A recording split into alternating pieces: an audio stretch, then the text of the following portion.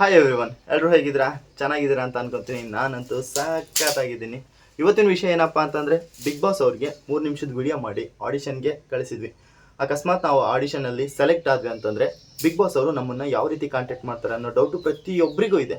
ಆ ಡೌಟ್ನ ಕ್ಲಿಯರ್ ಮಾಡೋದಕ್ಕೋಸ್ಕರನೇ ಈ ವಿಡಿಯೋ ಮಾಡ್ತಾ ಇದ್ದೀನಿ.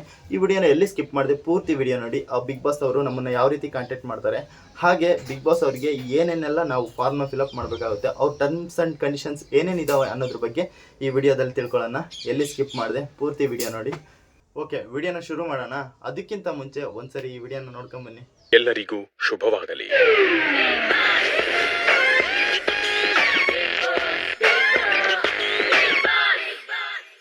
ಒಬ್ಬೊಬ್ಬೊಬ್ಬ ಏನ್ ಗುರು, ಬಿಗ್ ಬಾಸ್ ಹವಾ ಥಿಯೇಟ್ರಲ್ಲೆಲ್ಲ ಹಾಕಿ ಬಿಗ್ ಬಾಸ್ನ ತೋರಿಸ್ತವ್ರ ಅಂದರೆ ಈ ಸರಿ ಮಾತ್ರ ನೆಕ್ಸ್ಟ್ ಲೆವೆಲ್ಗಿದೆ ಬಿಗ್ ಬಾಸ್ ಅಂತಲೇ ಹೇಳ್ಬೋದು.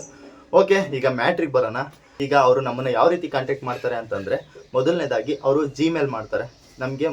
ನಾವೇನು ಆಡಿಷನ್ ಕೊಡಬೇಕಾದ್ರೆ ನೇಮು, ಏಜು, ಹಾಗೆ ಅಡ್ರೆಸ್ಸು, ಅದಾದಮೇಲೆ ಜಿಮೇಲ್ನ ಕೊಟ್ಟಿದ್ವಿ ನೋಡಿ. ನಾವು ಯಾವ ಜಿಮೇಲ್ ಕೊಟ್ಟಿದ್ವೋ ಅದೇ ಜಿಮೇಲ್ಗೆ ಅವ್ರು ಮೆಸೇಜ್ ಮಾಡ್ತಾರೆ.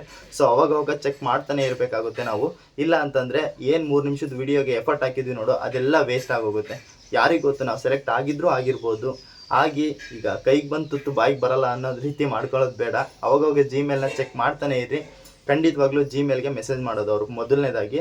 ಅದಾದಮೇಲೆ ಆ ಜಿಮೇಲ್ಗೆ ನೀವು ರಿಪ್ಲೈ ಕೊಟ್ಟು, ನೀವು ಕಾಂಟ್ಯಾಕ್ಟ್ ನಂಬರ್ ಕೊಟ್ಟರೆ ಮಾತ್ರ ಕಾಲ್ ಮಾಡಿ ನಿಮ್ಮ ಊರು, ಅಡ್ರೆಸ್ಸು ಎಲ್ಲ ತಿಳ್ಕೊಂಡು ಅವರು ನಿಮ್ಮೂರಿಗೆ ಬರ್ತಾರೆ. ನಿಮ್ಮೂರಿಗೆ ಬಂದಾದ್ಮೇಲೆ ಏನು ಮಾಡ್ತಾರೆ ಗೊತ್ತಾ, ಊರಿಗೆ ಬಂದಂಥ ಬಿಗ್ ಬಾಸ್ ಟೀಮು ನಿಮ್ಮ ಬ್ಯಾಕ್ಗ್ರೌಂಡ್ನ ಚೆಕ್ ಮಾಡ್ತಾರೆ. ಅಂದರೆ ನಿಮ್ಮ ಮನೇಲಿ ಎಷ್ಟು ಜನ ಇದ್ದೀರಾ, ಏನೇನು ಕೆಲಸ ಮಾಡ್ತೀರಾ, ಹಾಗೆ ನೀವೇನು ಮಾಡ್ತೀರಾ, ಏನು ಕೆಲಸ ಮಾಡ್ತಿದ್ದೀರಾ ಅನ್ನೋದ್ರದ್ದು ಒಂದು ಪ್ರಮೋಷನ್ ವಿಡಿಯೋ ಮಾಡ್ತಾರೆ. ನೀವೆಲ್ಲ ನೋಡಿರ್ಬೋದು ಹಳೆ ಬಿಗ್ ಬಾಸ್ನಲ್ಲಿ ಅವ್ರು ಏನು ಕೆಲಸ ಮಾಡ್ತಿದ್ರು, ಹಾಗೆ ಅವ್ರ ಮನೇಲಿ ಎಷ್ಟು ಜನ ಇದ್ದಾರೆ, ಅವ್ರ ಮನೆ ಎಲ್ಲಿದೆ ಅನ್ನೋದ್ರ ಬಗ್ಗೆ ಏನು ಪ್ರಮೋಷನ್ ವಿಡಿಯೋ ಮಾಡ್ತಿದ್ರಲ್ಲ, ಬಿಗ್ ಬಾಸ್ ಟೀಮ್ ಬಂದು ಅದನ್ನೇ ಮಾಡ್ತಾರೆ.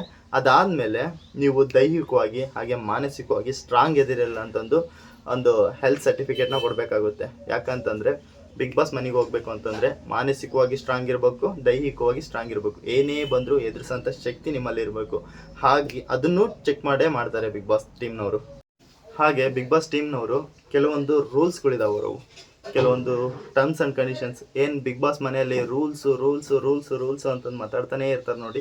ಆ ರೂಲ್ಸಿಗೆ ನೀವು ಒಂದು ಸೈನ್ನ ಮಾಡಬೇಕಾಗುತ್ತೆ. ಅವ್ರದ್ದು ಆ ರೂಲ್ಸ್ ಏನಂತಂದು ಡೈರೆಕ್ಟಾಗಿ ಬಂದಾಗೆ ಹೇಳೋದು, ಯಾಕಂದರೆ ಅದ್ರ ಬಗ್ಗೆ ಅಷ್ಟೊಂದು ಐಡಿಯಾ ಇಲ್ಲ. ಅವರು ಕೆಲವೊಂದು ಸೀಕ್ರೆಟ್ಗಳು ತುಂಬ ಮೇಂಟೈನ್ ಮಾಡ್ತಾರೆ ಅಲ್ವಾ. ಬಿಗ್ ಬಾಸಿಗೆ ಬರೋಕ್ಕಿಂತ ಮುಂಚೆ ಯಾರಿಗೂ ಹೇಳೋ ಹಾಗಿಲ್ಲ. ಈ ಥರ ಎಲ್ಲ ಟರ್ಮ್ಸ್ ಆ್ಯಂಡ್ ಕಂಡೀಷನ್ಸ್ ಅವ್ರು ಇರ್ತವೆ. ಸೊ ಅದಕ್ಕೆಲ್ಲ ಸೈನ್ನ ಮಾಡಬೇಕಾಗುತ್ತೆ.